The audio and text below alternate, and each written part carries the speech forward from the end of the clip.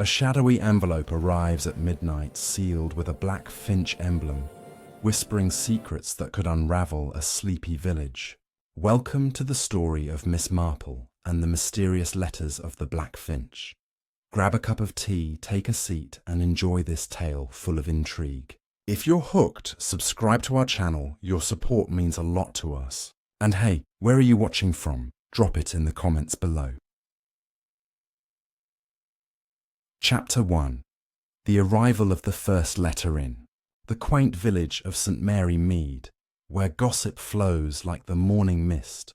Miss Jane Marple sits in her cosy parlour, knitting a scarf that seems to grow with every passing thought. She's an elderly lady with sharp eyes hidden behind spectacles, and a mind that's sharper still, always piecing together the puzzles of human nature. The village is peaceful on the surface, with its thatched cottages, blooming gardens, and the occasional chime of the church bell. But today, something disrupts that calm. A postman knocks at her door, his face pale as if he's seen a ghost. "Miss Marple," he says, his voice trembling. "I've got a letter for you, but it's unlike any I've delivered before." She invites him in, offers him a cup of tea, and takes the envelope from his hand. It's thick parchment paper sealed with wax imprinted by a black finch, a bird that looks both elegant and ominous.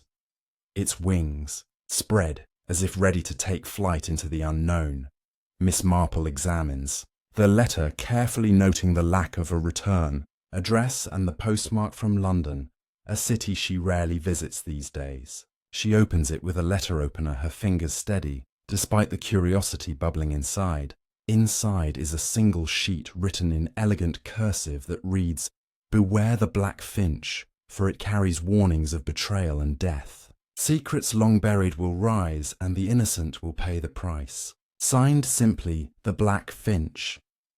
She reads it again, her knitting forgotten as her mind races through possibilities. Is this a prank from a mischievous villager or something more sinister? She recalls similar anonymous letters in her past adventures, ones that led to murders and scandals, but she pushes the thought aside for now, deciding to observe and wait as the day unfolds. Miss Marple takes her usual walk through the village, greeting neighbours with her warm smile. There's Mrs. Price Ridley, the busybody who knows everyone's business, chatting with the vicar's wife about the upcoming fete. Over by the bakery, Colonel Bantry argues good-naturedly with the shopkeeper about the price of scones.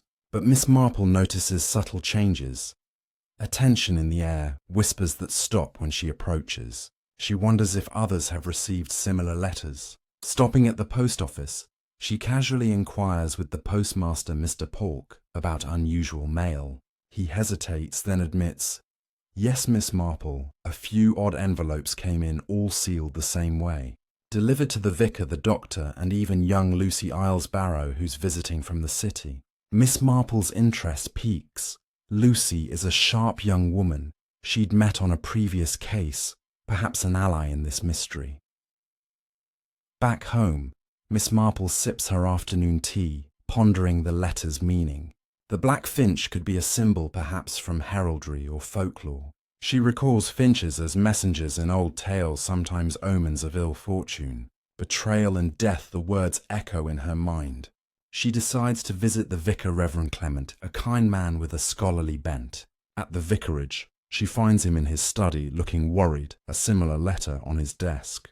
"Jane," he says, relieved to see her. This arrived today. It warns of sins uncovered and judgment coming. They compare notes. The handwriting matches, the seal identical. The vicar mentions his wife Dolly received one too, hinting at family secrets. Miss Marple nods knowingly. Villages like theirs are full of hidden histories, affairs, debts, grudges simmering beneath polite society. As evening falls, Miss Marple returns. Home, the sun setting in a blaze of orange, casting long shadows across the lanes. She lights her lamp and jots notes in a small notebook, listing recipients and possible connections. The doctor, Dr. Haydock, might have medical secrets, the vicar pastoral ones, Lucy perhaps tied to an urban intrigue. She hears a rustle outside, peers through the window, but sees only the wind stirring leaves. Is someone watching? She dismisses it as fancy, yet her instincts say otherwise. That night, as she retires the letter under her pillow, she reflects on how one small missive can stir a hornet's nest. Little does she know this is just the beginning. More letters will come, unveiling a web of deceit that threatens the village's very heart. To delve deeper into the unfolding mystery, stay tuned for Chapter 2, where the second letter arrives, bringing accusations that shake trusted friendships. Chapter 2. The second letter arrives. The morning after the first letter's arrival brings a crisp autumn chill to St. Mary Mead, with leaves crunching underfoot as villagers go about their routines. Miss Marple rises early, her mind already turning over the puzzle like a well-worn jigsaw. She decides to visit Dr. Haydock, an old friend whose medical practice sits on the village's edge, a sturdy brick building with a brass plaque gleaming in the sun. As she approaches, she notices his usually steady demeanor seems rattled, his hands fidgeting with a stethoscope as he greets her at the door. "Jane," he mutters, glancing over his shoulder. "Come in quickly. I need your advice on something peculiar." They settle in his consulting room, surrounded by shelves of leather-bound books and glass jars of remedies. He pulls out an envelope identical to hers, the black Finch seal unbroken. No, wait. He has opened it, his face ashen as he hands her the note. Inside, the letter accuses the doctor of negligence in a past case, claiming a patient's death was no accident, but a cover for his mistake. It hints at evidence hidden in old records and warns that exposure will ruin his reputation. Miss Marple reads it silently, her expression calm though her thoughts race. This is personal, she thinks, designed to wound and provoke. Dr. Haydock paces the room, explaining he received it at dawn, slipped under his door, not through the post.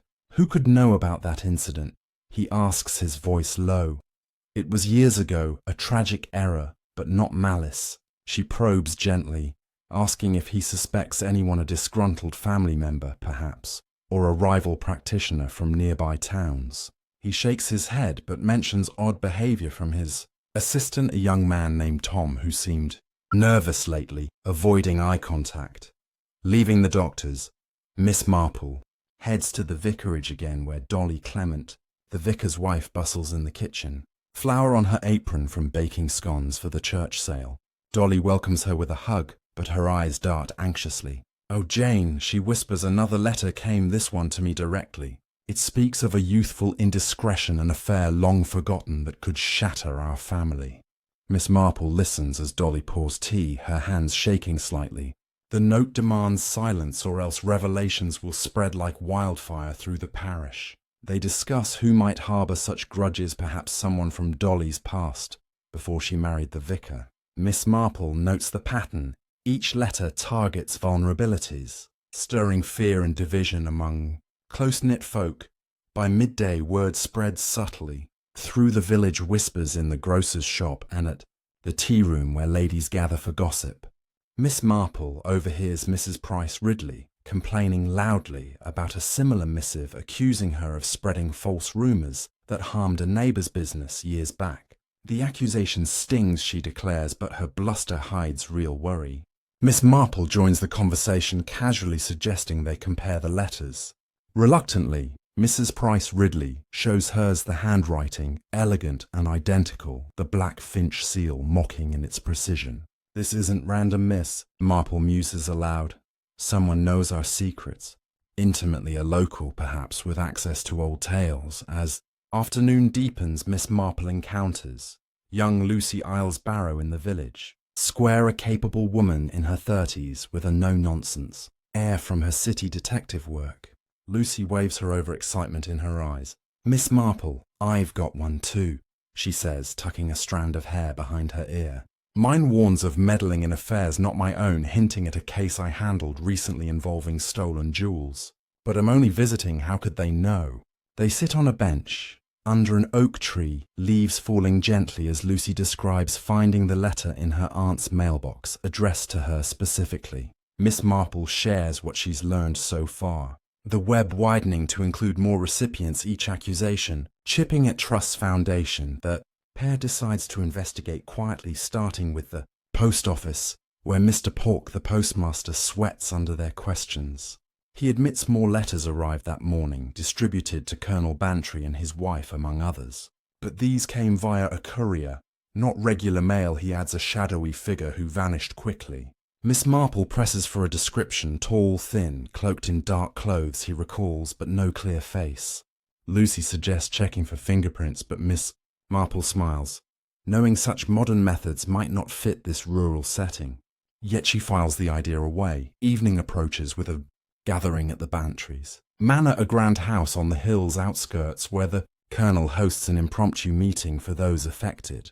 The drawing room fills with tense faces, the vicar and his wife, Dr. Haydock, Mrs. Price, Ridley, Lucy, and others. Colonel Bantry, red-faced and blustery, reads his letter aloud. It accuses him of wartime cowardice, a claim he denies vehemently. His wife, Lady Bantry, pale but composed, admits her, speaks of financial misdeeds hidden from society. Accusations fly as suspicions rise, old friends eyeing each other warily. Who among us could be the sender? Mrs. Price Ridley demands, pointing fingers. The room erupts in arguments, alliances fracturing under the strain.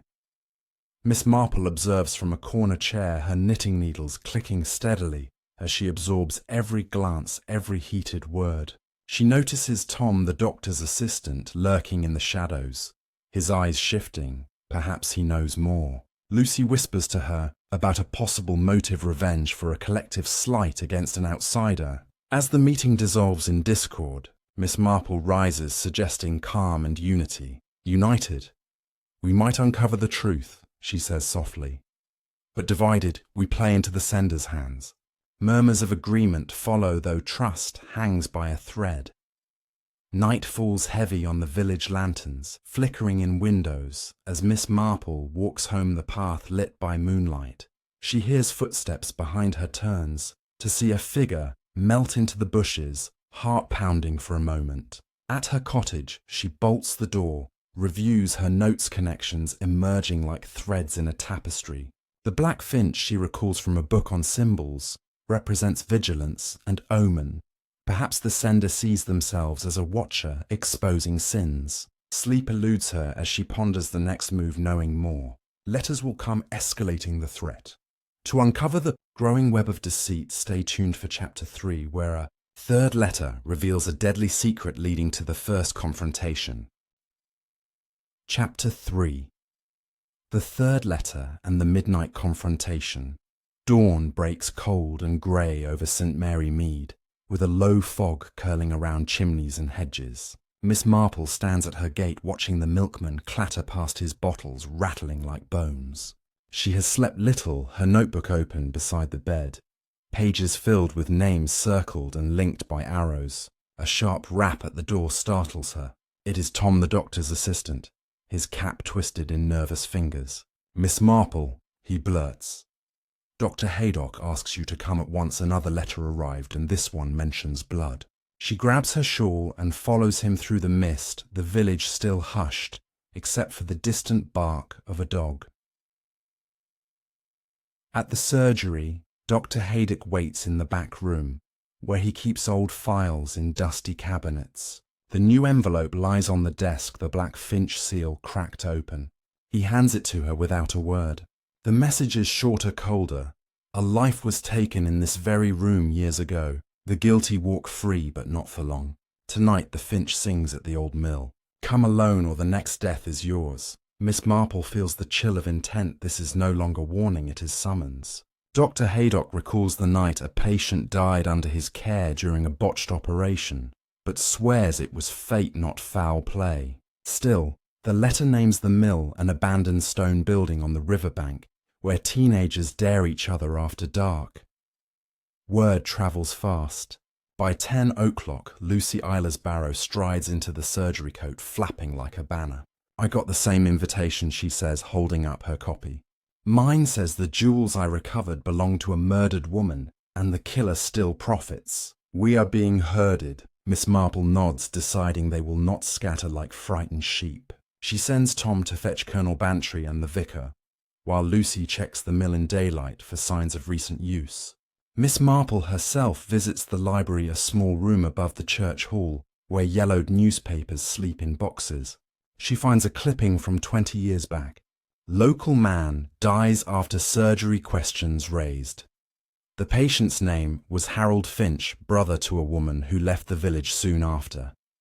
Lucy returns at noon, her boots muddy. Fresh footprints circle the mill, and a lantern hangs inside, newly oiled. Someone plans a meeting tonight. They gather at the Bantry's manor again, but smaller now, only the inner circle.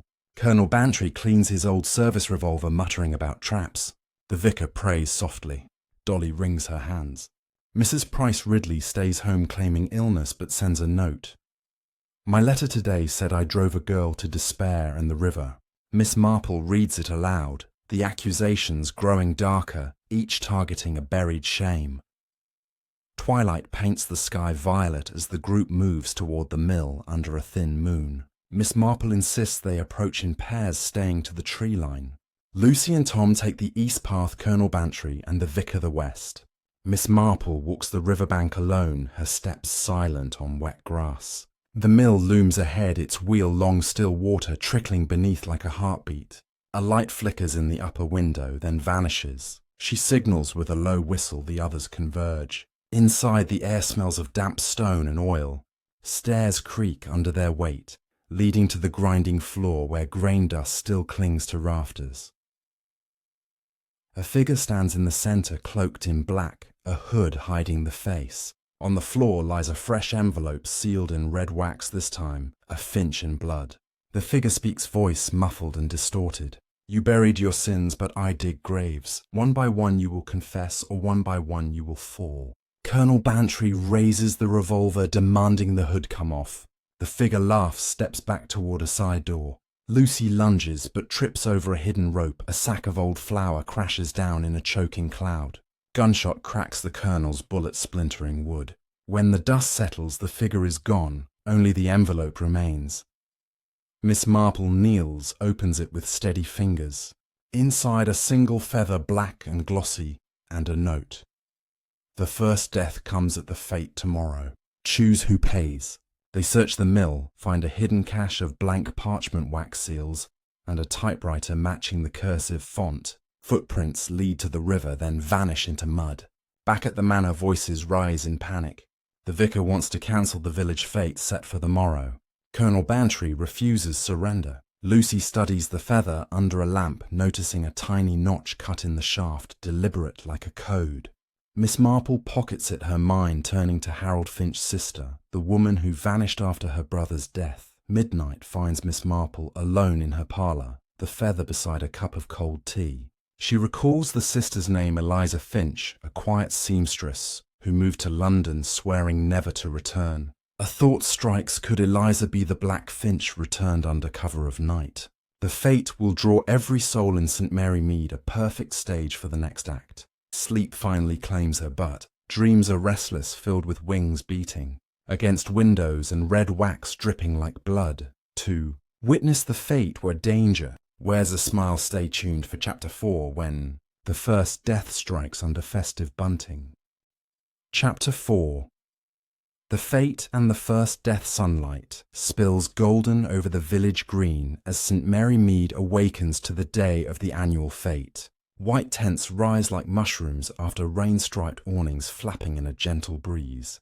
Tables groan under Victoria sponges, lemon drizzle cakes and jars of chutney labelled in looping ink. Children dart between legs, clutching sticky toffee apples, while a brass band tunes up near the maypole. Bunting flutters red, white and blue against a sky scrubbed clean of last night's menace. Yet beneath the laughter runs a current of dread. The Black Finch's warning hangs over the gathering. Like smoke no one can see, but everyone smells. Miss Marple arrives early, her straw hat pinned firmly against the wind, a wicker basket over her arm filled with knitted booties for the baby stall. She scans faces, noting who smiles too brightly, who avoids eye contact. Colonel Bantry stands ramrod straight by the coconut-shy revolver left at home, but eyes sharp as bayonets. Lucy Islesbarrow moves through the crowd in a floral dress that hides sensible boots, her gaze flicking to every shadow. The vicar blesses the opening with a prayer that falters halfway, his wife Dolly beside him clutching a hymn sheet like a shield. Dr. Haydock mans the first aid tent, his hands busy rolling bandages, though no one has bled yet.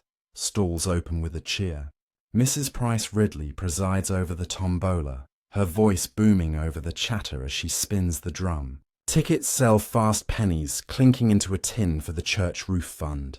Miss Marple buys a strip chats idly about rosehip jelly, then drifts toward the fortune-teller's tent, where Madame Zaza, a travelling gypsy with coal-lined eyes, promises glimpses of fate for sixpence. Inside, the air is thick with incense and the rustle of silk. Madame Zaza takes Miss Marple's palm traces the heartline with a crimson nail. Beware the bird that sings at noon, she intones, her accent slipping from Romany to local mid-sentence. Miss Marple smiles, pays her coin, and steps out, wondering if the woman received a letter too.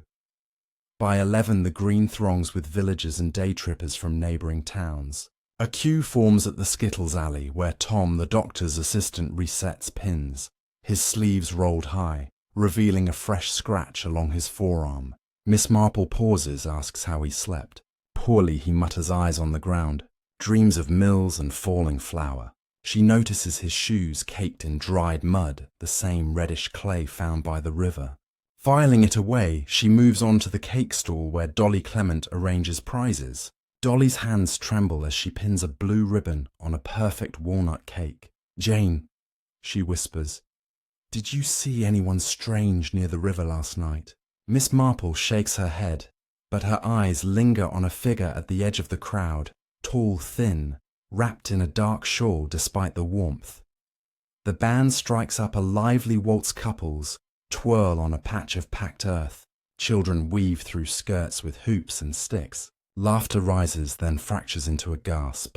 A scream slices the music from the direction of the old oak, where the raffle prizes hang in a net above a trestle table. People surge forward, then freeze. Hanging from the lowest branch by a length of bunting twisted tight around his neck is Mr. Pork the postmaster, his face purple, his boots inches from the grass. The raffle net sways gently, the prizes still clutched in his rigid fingers. A teddy bear, a bottle of sherry, a hand-painted vase. A black feather is pinned to his lapel with a hat pin, the shaft notched exactly like the one from the mill. Chaos erupts. Women shriek, men shout, children wail. Colonel Bantry bellows for order, pushing through to lower the body. Dr. Haydock arrives, running, kneels beside the postmaster, feeling for a pulse that isn't there. Strangled, he pronounces, voice grim, then hanged to look like suicide.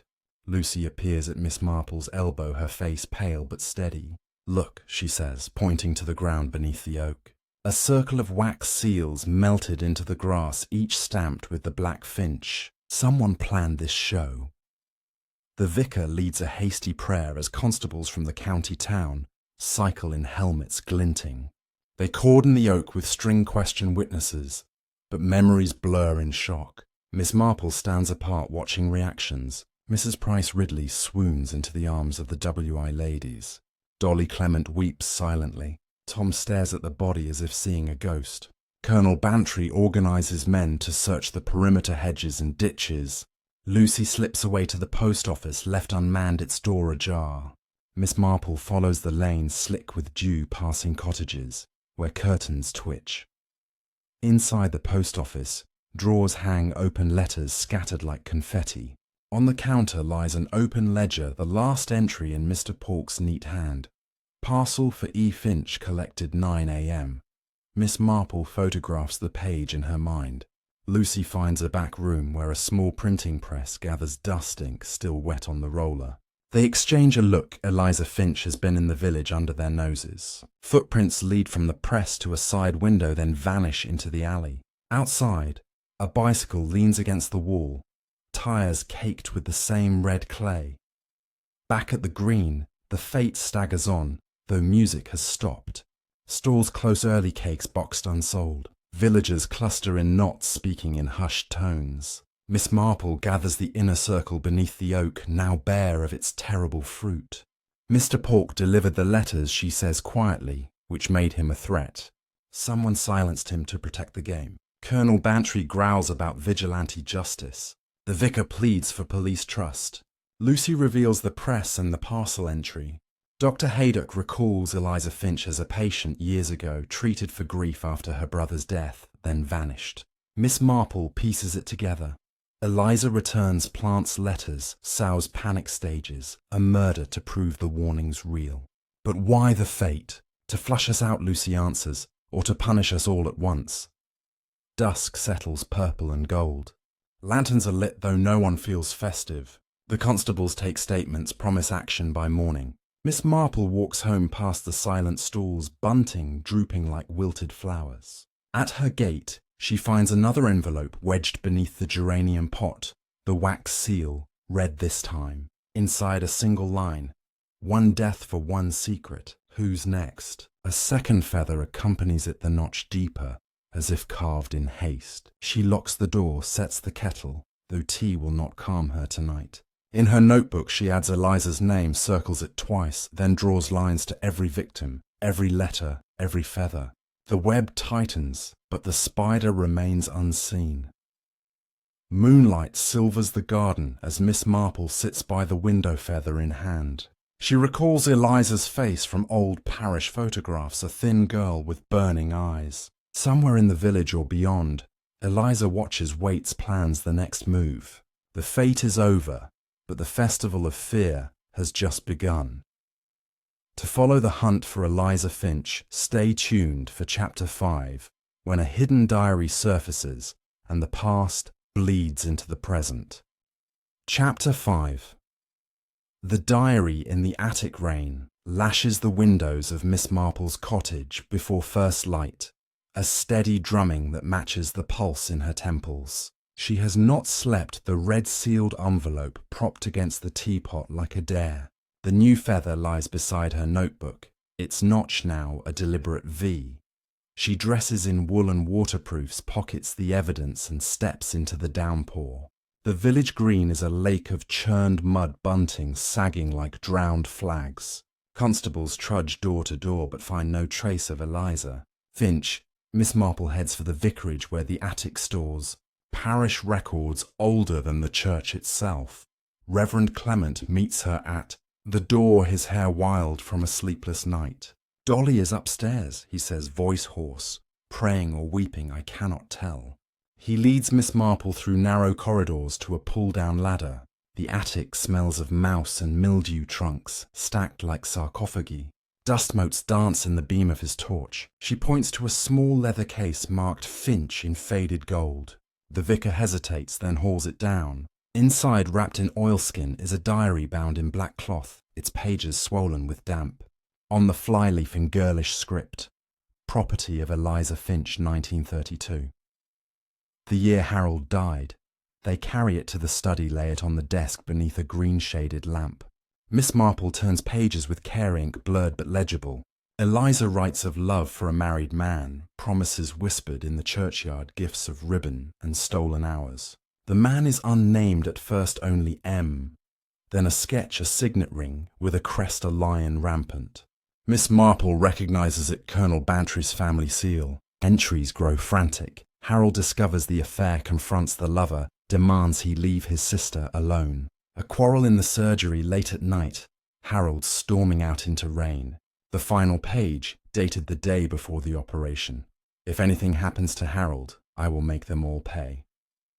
Lucy arrives, soaked, shaking rain from her coat. She reads over Miss Marple's shoulder breath, catching at the ring sketch. Bantry, she mutters. But the Colonel was in India then, wasn't he? Miss Marple flips to an earlier entry. M returned early from service, wounded in the leg. A limp the Colonel still favours. Lucy whistles low. So Harold threatened to expose the affair. The lover botched the surgery to silence him. They exchange a look. The diary is dynamite. Footsteps, thunder on the stairs. Colonel Bantry bursts in face, thunderous revolver in hand. "Clement told me you were poking into Finch business," he roars. "That girl was trouble always." Miss Marple closes the diary calmly. "Colonel," she says, "your ring is drawn here in ink that has not faded. Sit down before you do something foolish." He hesitates, barrel lowering a fraction. Lucy steps between them, hands raised. "We need truth, not bullets." Bantry slumps into a chair, the fight leaking out like air from a punctured tire. He admits the affair a youthful folly, but swears the operation was Dr. Haydock's alone. I was there, he says, voice cracking, begging Harold to keep quiet.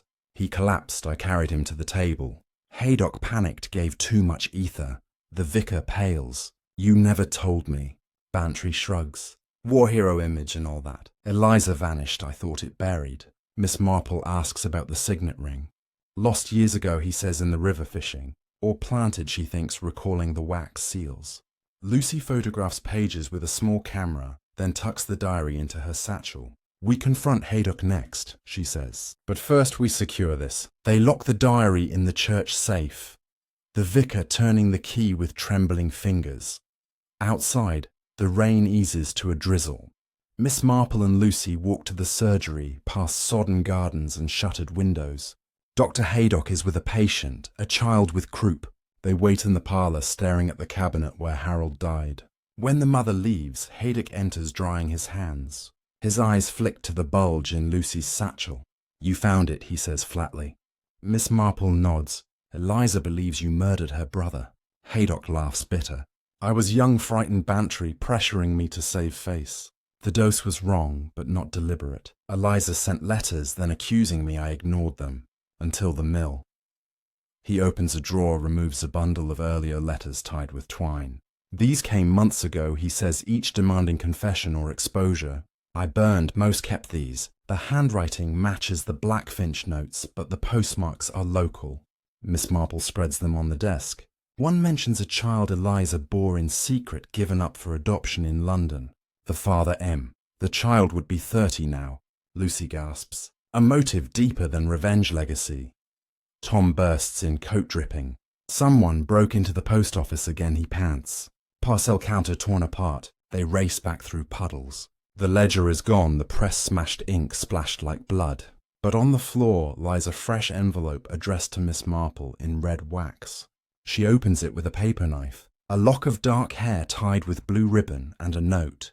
The child lives in your circle. Ask Mrs. Price Ridley about the foundling she raised. The feather inside bears 2 V-notches. Night falls early under bruised clouds. Miss Marple stands at her gate, the ribbons soft between her fingers. Mrs. Price Ridley, known for charity, took in a babe 30 years ago, a boy now grown and gone to sea. The pieces slot together. Eliza returned not alone, but with purpose to reclaim her son and punish the village that cast her out. The diary is only half the story, the living heir the other. To meet the son who carries Eliza's rage, stay tuned for Chapter 6, when the storm returns and the past knocks on every door. Chapter 6. The storm and the sun wind howls down the chimneys of St. Mary Mead, rattling tiles and whipping smoke back into hearths. The rain that paused at dusk returns with fury, turning lanes into rivers and gardens into swamps. Miss Marple lights every lamp in her cottage, the diary safe in the church, but the lock of hair coiled in a saucer on the table like a tiny black snake. She brews cocoa thick and sweet, then sits with her notebook adding arrows that point to Mrs. Price Ridley and the word son in capital letters. A knock thunders through the gale. Lucy stands on the stepwater, streaming from her mackintosh eyes bright with news. The constables found a boat moored under the willows. He says, a man's coat inside, monogrammed TF Tom, Finch. They hurry through the storm boots, squelching to the doctor's. Surgery where Tom has taken refuge. Dr. Haydock blocks the door, his face grim. He's my assistant, but more, he says, voice low, my godson. Eliza left the babe with me. First I passed him to Mrs. Price Ridley to raise. Tom enters from the back room, coat-sodden hair plastered to his skull. You knew, he asks, Haydock, accusation sharp as broken glass. The doctor nods. Your mother wrote from London, begged me to hide you from scandal. I thought it mercy. Tom laughs hollow. Mercy, while she rotted in exile. Miss Marple studies the young man, the thin face, burning eyes, the same as the photograph in the parish album. You delivered the letters, she says quietly.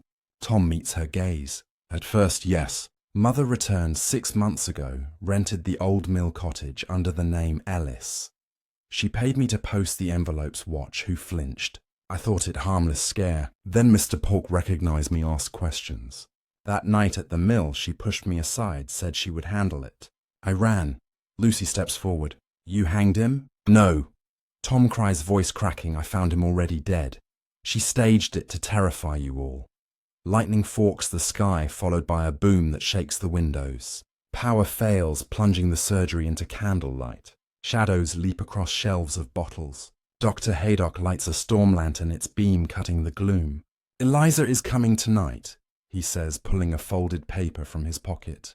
This arrived an hour ago, slipped under the door. Miss Marple takes it, red wax, 2 feathers taped to the page. The note reads, midnight at the church. Bring the diary or the boy burns with his father's sins. Tom pales. She means me. Colonel Bantry arrives, soaked revolver in hand. The vicar trailing behind, clutching a large umbrella like a shield. Word spreads fast in a storm. They form a council around the examination table. Lucy sketches a plan, constables at the church doors, Tom hidden in the vestry, Miss Marple and the colonel in the nave. The vicar refuses to stay behind. This is my parish, he declares. Dr. Haydock insists on coming. I owe the boy that much. They arm themselves with walking sticks and a shotgun from the colonel's cabinet, then set out into the tempest. The church squats dark on the hill, its spire a needle against the boiling sky. Rain needles, sideways wind screaming through the yew trees. They enter through the side door, the vicar locking it behind. Candles gutter in brass holders, the air smells of wax and wet stone. Tom is led to the vestry, a small room behind the altar, its window boarded since the last burglary. Lucy stations herself at the organ loft, rifle borrowed from the Bantry armory balanced on the rail. Miss Marple takes a pew near the front, her knitting needles clicking softly, a scarf no one will wear. Colonel Bantry stands by the font, revolver ready. The vicar lights the altar candles one by one, their flames trembling like frightened hearts. Midnight approaches, measured by the creak of the tower clock. Thunder rolls overhead. The great west door rattles, then bursts open on a gust that snuffs half the candles. Eliza Finch steps through, cloaked in black oilskin, water cascading from the hem. In her gloved hand, she holds a lantern, its bullseye beam slicing the nave. Behind her, the door slams shut. She moves down the aisle, slow, deliberate boots echoing on the stone. Her face is older than memory, but the eyes burn with the same fire Miss Marple saw in the diary photograph. Where is my son? She demands, voice cutting through the storm. Miss Marple rises. Safe from your vengeance, Eliza. This ends tonight. Eliza laughs, raises the lantern, revealing a canvas satchel slung across her body. The diary first, she says, or I burn this church with everyone in it. She opens the satchel, pulls out a bottle, dark liquid sloshing a rag stuffed in the neck. Petrol. Colonel Bantry cocks the revolver. Drop it, woman. Eliza smiles, steps closer to the altar candles. One flick, and we all meet our maker. Lucy's voice rings from the loft. Police marksman outside Eliza. Surrender, a lie but delivered with steel. Eliza hesitates. Miss Marple speaks softly. Harold's death was tragedy, not murder. Dr. Haydock erred in panic.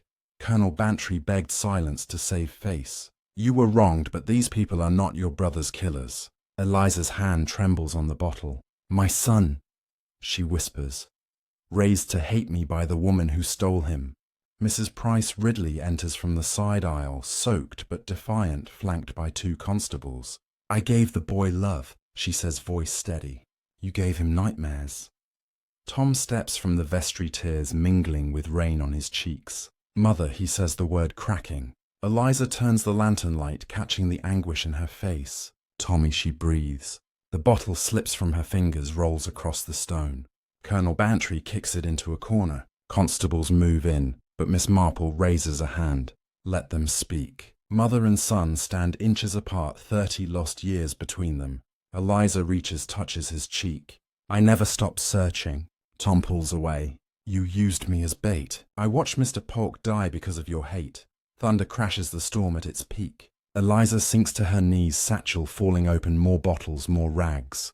A box of matches. I wanted justice, she sobs. Miss Marple kneels beside her, places the diary in her lap. Read the last page again, Eliza. Harold forgave the doctor in his delirium. He asked for you. Eliza opens the diary, fingers tracing her brother's imagined words. The fight drains from her shoulders. Constables cuff her gently, lead her into the rain. Tom follows, head bowed. Dawn creeps pale and exhausted as the storm moves east. The church smells of wet wool and melted wax. Miss Marple gathers the feathers, counts the notches, 3 now, like tally marks on a prison wall. Lucy descends from the loft, rifle lowered. Case closed, she says, but her eyes are sad. Miss Marple shakes her head. Wounds close slowly in villages. She looks at Tom standing alone by the font. He will need time and truth.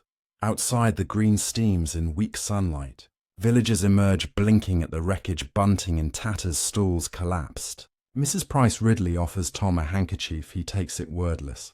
Dr. Haydock locks the surgery for the day, hangs a sign, closed for repairs. Colonel Bantry returns the revolver to its case, vowing never again. The vicar opens the church for morning prayer. Only a handful attend, but the bells ring clear. Miss Marple walks home past puddles that mirror the sky. At her gate she finds a final envelope, plain white, no seal. Inside, a single line in Eliza's hand. Thank you for giving me my son, even if I lost him again. No feather. She tucks the note into her notebook, closes it for the last time. The black finch has flown, but its shadow will linger in St. Mary Mead for years to come, to see how the village heals and secrets settle stay. Tuned for Chapter 7, when old letters resurface and forgiveness is tested. Chapter 7. The Aftermath and the Unsent. Letters, sunlight filters through the lace curtains of Miss Marple's parlour. 2 days after the storm, and the church is quiet again. The village green has been swept clean of bunting and broken stalls, but the grass bears pale scars where the oak once stood. Mr. Palk's funeral is set for tomorrow, a simple service with the brass band playing Abide With Me. Miss Marple sits at her writing desk, a stack of plain envelopes. Before her, each addressed in her neat copperplate to every person who received a black Finch letter. She has spent the morning composing short notes, not apologies, but explanations, gentle truths, to help the village breathe again. The first knock comes at 10. Dolly Clement steps inside, clutching a damp handkerchief, her eyes red but steady. Jane, she says the vicar wants to read Eliza's diary from the pulpit on Sunday. To clear the air, Miss Marple pours tea into rose-patterned cups. Let him read the forgiveness page, she advises, and nothing more. Dolly nods, sips, and confesses her own letter accused her of hiding a stillbirth years ago, a secret she carried alone. I told my husband last night, she whispers. He held me. That is healing. Miss Marple presses an envelope into her hand. Give this to the vicar. It contains the names of those who need private counsel, not public shame. Lucy arrives next coat, unbuttoned a newspaper under her arm. The county paper ran a tame paragraph. Local postmaster dies in tragic accident. No mention of murder or Finches. Good, she says, tossing it onto the table. The constables filed it as suicide under duress. Eliza will stand trial in the spring. Tom visits her weekly at the county jail. Miss Marple nods. Blood ties are stubborn things. Lucy opens her satchel, pulls out a bundle tied with string. These were in Eliza's cottage, she says. Letters never sent. Miss Marple unties the knot, spreads them across the table. Dozens of envelopes, each addressed to a different villager, some she never reached. One is to Miss Marple herself, sealed in plain wax. She opens it carefully. The note is dated the night of the church confrontation. If I fail tonight, burn everything. My son deserves a mother, not a monster. Miss Marple folds it away. We will honour that, she says. Lucy gathers the rest. I'll deliver the ones that mend, she decides, and destroy the ones that cut. They sort through the pile together, choosing mercy over memory. A letter to Mrs. Price Ridley confessing Eliza's gratitude for raising Tom. One to Dr. Haydock absolving him of malice. A short note to Colonel Bantry returning the signet ring she found in the river years ago, wrapped in oilskin. By noon the envelopes are gone, carried by Lucy on her bicycle through lanes still slick with puddles.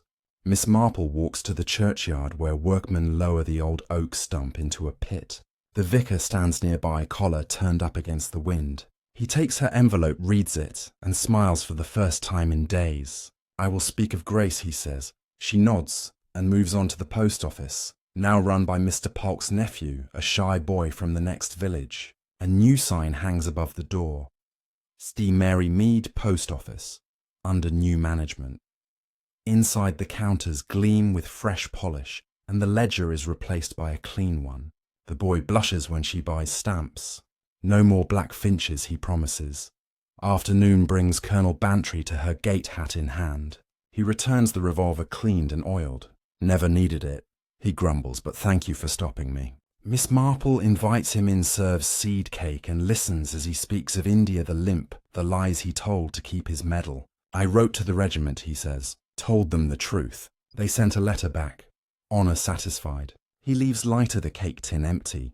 Dr. Haydock follows an hour later carrying a small wooden box. Inside lies Harold Finch's pocket watch, stopped at the hour of the operation. "I kept it all these years," he says.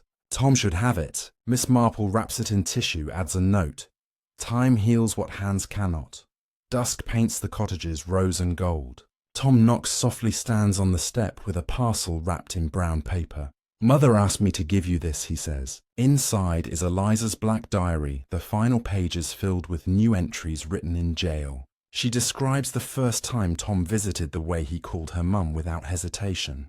She writes of Mr. Polk's kindness in delivering her desperate letters from London years ago, how his death haunts her more than any sin. The last line reads, "Tell Miss Marple the Finch was always a cage I built for myself." Tom lingers.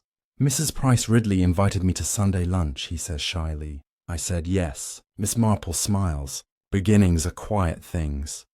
Night settles gentle, no wind, no rain. Miss Marple lights a single lamp, sits by the fire, with the unsent letters she kept her own, and Eliza's diary open on her lap.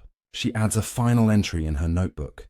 "Secrets buried sprout strangest flowers. Some bloom black, some white. Tend the garden with care." She closes the book, sets it on the shelf beside her other solved cases. Outside, an owl calls once, then silence. The black finch is gone, its wings clipped by truth and the slow mercy of ordinary days. To see the village, lay its ghost to rest. Stay tuned for Chapter 8, when a stranger arrives with a parcel from London and the past refuses to stay buried. Chapter 8. The Parcel from London. A thin October frost glitters on the village green when the morning bus from the county town coughs to a halt outside the post office. It is the first day of November and the air smells of wood smoke and fallen apples. The new postmaster, young Mr. Polk's nephew, still learning the ropes, steps out to collect the mail sack. Among the usual bills and catalogues lies a parcel the size of a shoebox, wrapped in plain brown paper, tied with string, and sealed with a blob of black wax. The imprint is unmistakable, a black finch wings outspread. The address is written in a hand no one in St. Mary Mead has seen for weeks. Miss J. Marple, Laburnum Cottage, High Street. The boy hesitates, then carries it inside, where the scent of fresh ink and nervous sweat mingle. By the time Miss Marple finishes her breakfast toast and marmalade, the parcel sits on her hall table, delivered by the nephew himself. He refuses tea, lingers only long enough to say, "It gave me the shivers, miss, just like the old ones." She thanks him, closes the door, and studies the box. The paper is thick, the string coarse, the wax seal perfect. A faint smell of lavender clings to it, the same sachets Eliza used in her London flat, according to the police report. Miss Marple carries it to the parlour, sets it beside the cold teapot, and fetches her letter opener. She slices the string, lifts the lid. Inside, nestled in wood shavings, lies a small tin box painted with faded roses.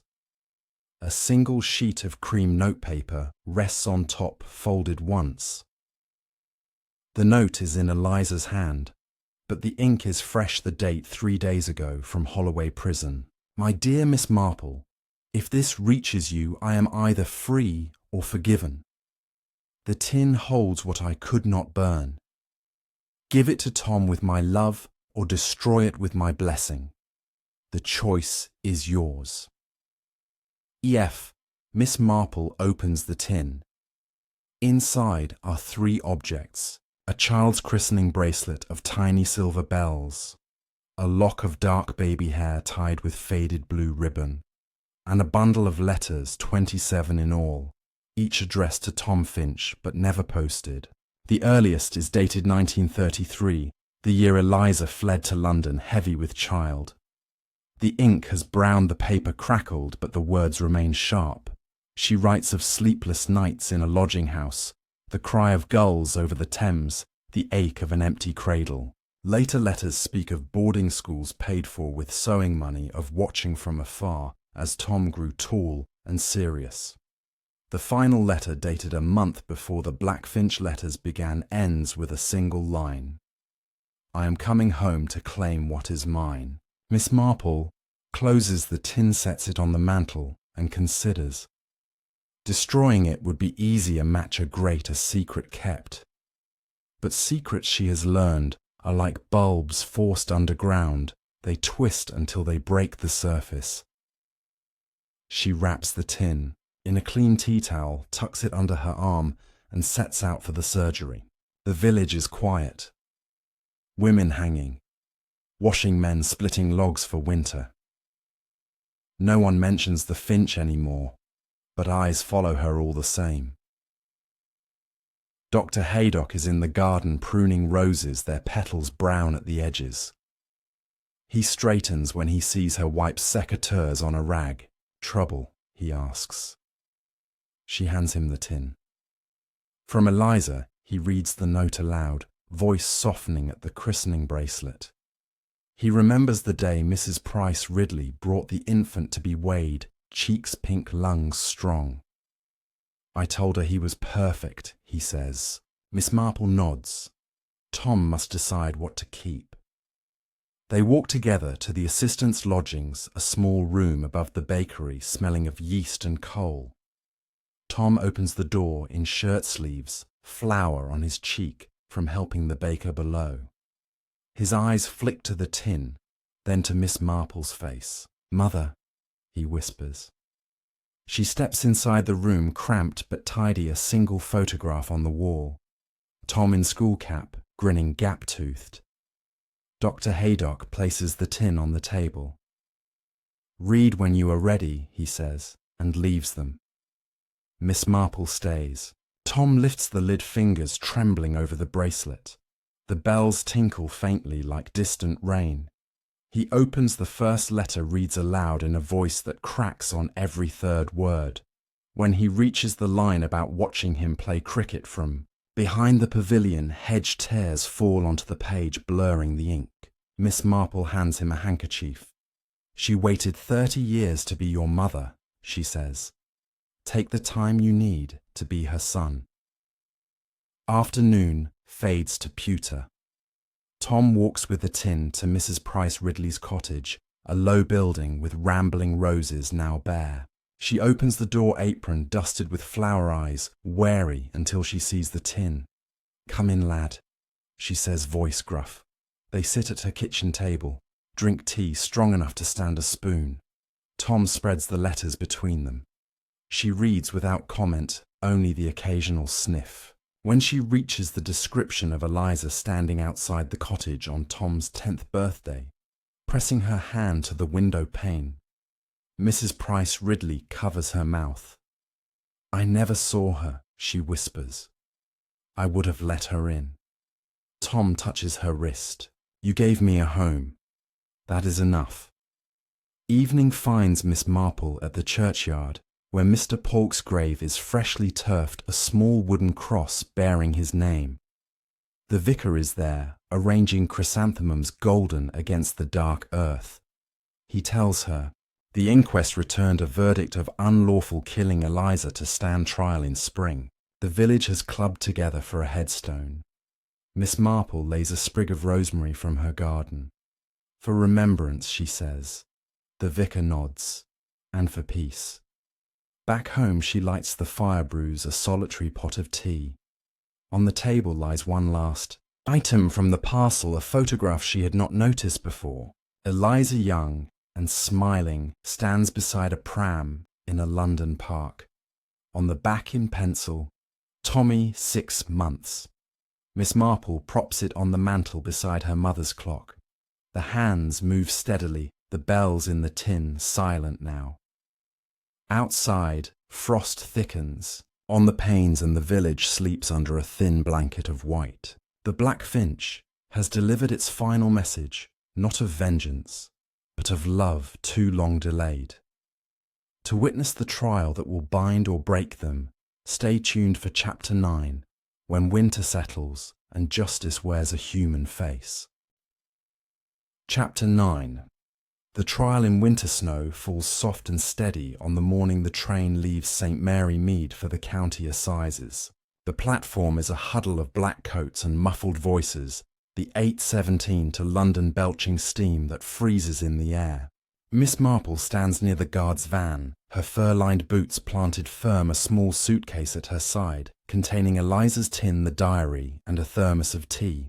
Lucy Islesbarrow arrives, breathless, ticket in glove, having cycled from the manor where she spent the night reviewing statements with the colonel.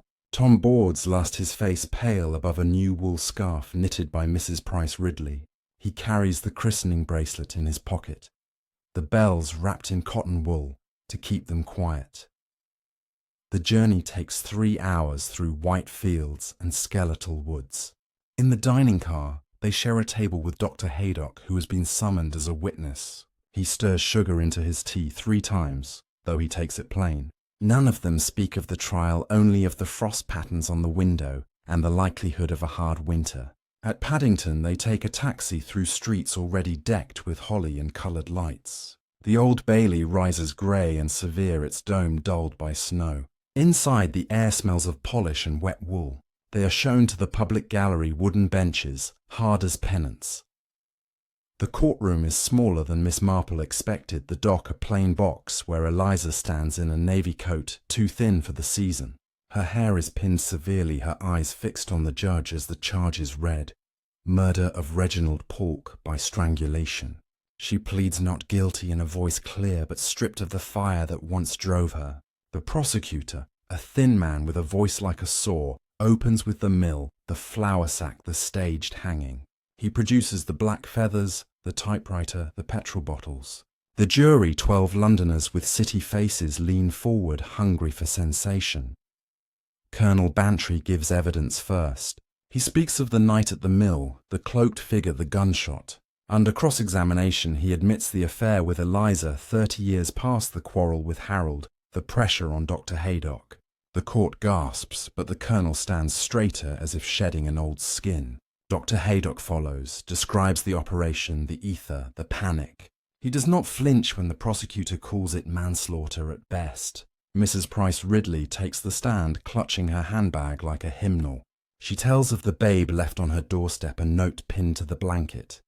His name is Thomas. Keep him safe. The jury softens at her tears. Tom is called last. He walks to the box, the scarf bright against his dark suit. The prosecutor asks if he aided his mother. Tom answers, "No, sir, I posted letters, but I did not kill." The defence barrister, a woman with kind eyes, hands him the tin. He opens it. The bells tinkle, once then fall silent. He reads from the earliest letter Eliza's description of rocking him to sleep in a garret, while factory sirens wailed. When he finishes, the courtroom is still. Even the judge removes his spectacles to wipe them. Miss Marple is the final witness. She speaks calmly of the diary, the unsent letters, the parcel from London. She tells the jury that vengeance is a slow poison, but love is slower still. The prosecutor tries to trip her on details of the mill night, but she recalls every footstep, every word. When she steps down, Eliza meets her eyes for the first time. "Thank you," the prisoner mouths. Miss Marple nods once. Closing speeches are brief. The prosecutor paints Eliza as a vengeful harpy. The defence calls her a mother, robbed of 30 years, driven mad by grief. The judge sums up with care, reminding the jury of diminished responsibility, of the difference between intent and insanity. Snow taps the high windows as they retire. The wait is 2 hours. Tom paces the corridor, the bracelet now on his wrist bells muffled. Lucy buys coffee from a machine that tastes of rust. Dr. Haydock stares at a poster about fire safety as if it holds the verdict. The jury returns. The foreman stands. On the charge of murder, we find the defendant not guilty. On the lesser charge of manslaughter, we find the defendant guilty. The public gallery exhales as one. The judge sentences Eliza to 3 years with eligibility for parole in 18 months, citing extreme provocation and remorse. She is led away without looking back. Tom follows the warders to the cells, his footsteps echoing. Outside, snow has turned to slush under the wheels of taxis. The St. Mary Mead party gathers on the steps. Colonel Bantry offers to buy lunch at a chop house nearby. They eat in near-silence steak and kidney pudding that steams like the train. Dr. Haydock raises a glass of brown ale. To second chances, he says. They drink. On the return journey, the carriage is warm. Tom asleep against Miss Marple's shoulder, the bracelet glinting when the train passes a street lamp. Lucy reads a detective novel borrowed from the station bookstall. Miss Marple watches the dark fields slide by, thinking of bulbs beneath the snow waiting for spring. Back in the village, the snow has melted into mud. The church bell rings 6 as they step off the train. Mrs. Price Ridley waits with a lantern, her face softened by lamplight. She embraces Tom without a word.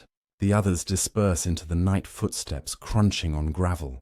Miss Marple walks home alone, the suitcase lighter now. At Laburnum Cottage, she lights the fire, sets the kettle, and opens her notebook to a fresh page. She writes, "Justice is a narrow gate, but mercy walks beside it." She closes the bookplaces, Eliza's photograph beside the clock, and listens to the bells of the bracelet, faint and far as they settle into the quiet of a village learning how to forgive. To see spring. Return and the final letter stay tuned for. Chapter 10, When the Black Finch Sings One Last Time. Chapter 10.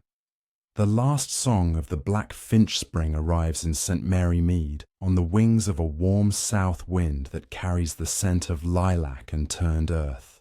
The village green is lush again, the scars of the fate and the oak long healed under new turf. Crocuses push through the churchyard. Where Mr. Polk's headstone now stands polished granite, engraved with his name and the simple words, "Faithful Servant."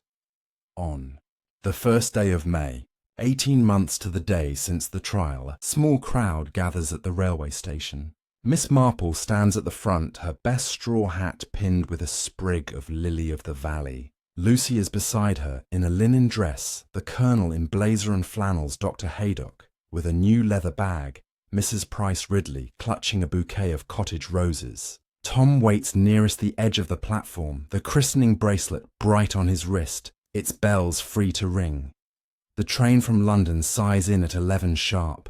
Doors open, passengers spill out, but only one steps down onto the gravel, with the quiet certainty of someone returning home. Eliza Finch wears a plain grey coat, her hair loose and silvered at the temples. She carries no luggage, only a small canvas holdall slung across her body. Tom moves first, meets her halfway. They embrace without words, the bells on his wrist, chiming once against her shoulder. Mrs. Price Ridley offers the roses. Eliza takes them, buries her face in the petals. The others form a loose circle. No speeches, no tears, only the soft shuffle of feet and the distant low of cattle. They walk back, through the village, in a slow procession, past cottages where curtains, twitch and doors stand open in welcome. Children on bicycles follow at a distance, whispering about the lady from prison. At the church, the vicar waits in the porch, a smile creasing his kind face. He has prepared a short service of thanksgiving, no sermon, only psalms, and the hymn Eliza loved as a girl. The pews are half full, villagers curious or kind or both. Eliza sits between Tom and Mrs. Price Ridley, her hand resting on her son's knee.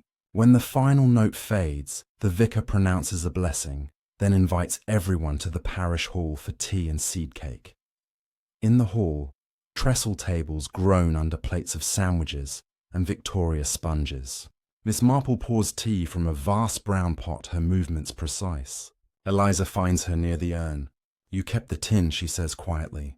Miss Marple nods. "It belongs to Tom now. Every letter, every memory." Eliza reaches into her holdall, draws out one last envelope, thick cream paper, sealed with black wax, the Finch imprint perfect. "This is for you," she says. The final piece. Miss Marple takes it, feels the weight of years inside.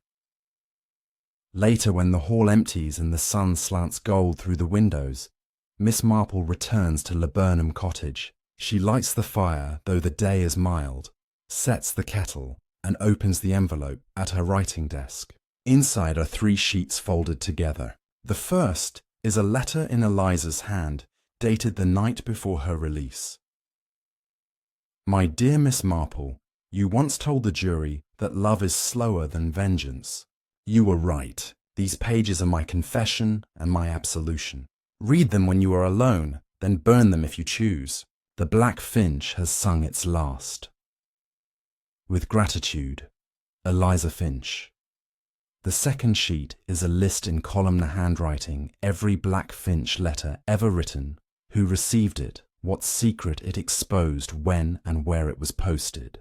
47 in all, some never delivered. Beside each entry, Eliza has added a note in red ink, "Forgiven or restitution made."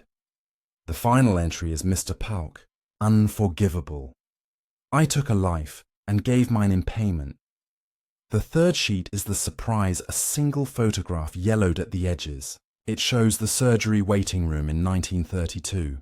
Harold Finch seated on the bench, Dr. Haydock leaning over him. Colonel Bantry standing by the door, hand on Harold's shoulder. On the reverse in faded pencil, "The night we tried to save him." Beneath in fresh ink, Eliza has written, "They did try. I see it now."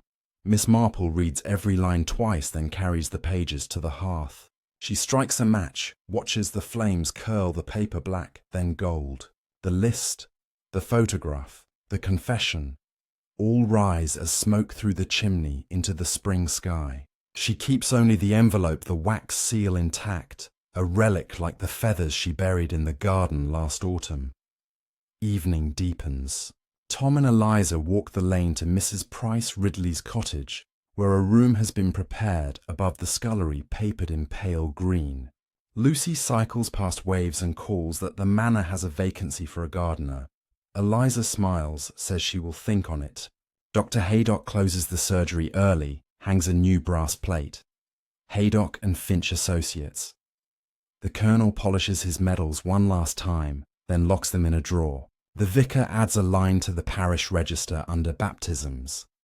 Thomas Finch reaffirmed 1st May adult profession of faith. Night falls gentle and starlit. Miss Marple sits in her parlour, the fire low, a single lamp burning. On the mantel, the clock ticks beside the empty space where Eliza's photograph once stood. Tom took it home. She opens her notebook to the final page, writes in her neat copperplate. The Black Finch was never a bird of death, but of delivery. It carried secrets to the light and love to the lost. Every wingbeat was a question, every feather a choice. The village answered with mercy, and the song is ended. She closes the book, sets it on the shelf beside her other cases, then draws the curtains against the dark. Outside, a real finch trills from the apple tree, its notes clear and unafraid. Miss Marple smiles, pours a last cup of tea, and listens to the village settle into the quiet that follows truth. The mystery is solved. The letters delivered, the circle closed. St. Mary Mead sleeps under a May moon, and the Black Finch flies no more. Thank you for joining this tale of secrets and second chances. If Miss Marple's quiet courage moved you like the video, subscribe for more stories from St. Mary Mead and comment below. Where are you watching from tonight? Your support means the world.